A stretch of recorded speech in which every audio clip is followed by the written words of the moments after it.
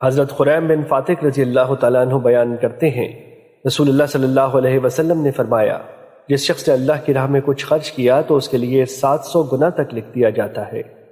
مشکات المصابیح حدیث نمبر 3826۔ حضرت ابو امامہ رضی اللہ تعالیٰ عنہ بیان کرتے ہیں، رسول اللہ صلی اللہ علیہ وسلم نے فرمایا، اللہ کی راہ میں خیمہ دینا، اللہ کی راہ میں خادم عنایت کرنا اور اللہ کی راہ میں اچھی سواری پیش کرنا سب سے افضل صدقہ ہے۔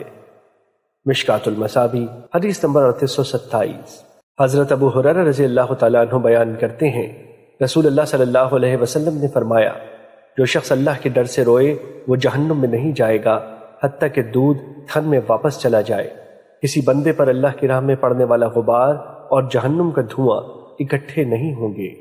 امام نسائی نے دوسری روایت میں اضافہ نقل کیا ہے، مسلمانوں کے نتنے میں کبھی بھی جمع نہیں ہو سکتے، اور انہی کی دوسری روایت میں ہے، بندے کے پیٹ میں کبھی بھی جمع نہیں ہو سکتے، اور بندے کے دل میں بخل اور ایمان کبھی اکٹھے نہیں ہو سکتے۔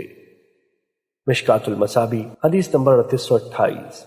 حضرت ابن عباس رضی اللہ تعالیٰ عنہ بیان کرتے ہیں، رسول اللہ صلی اللہ علیہ وسلم نے فرمایا، 2 آنکھیں ہیں جنہیں جہنم کی آگ نہیں چھوئے گی، ایک وہ آنکھ جو اللہ کے ڈر سے روئی، اور دوسری وہ آنکھ جو رات کے وقت اللہ کی راہ میں پہرا دیتی ہے۔ مشکات المصابیح حدیث نمبر 3829۔ حضرت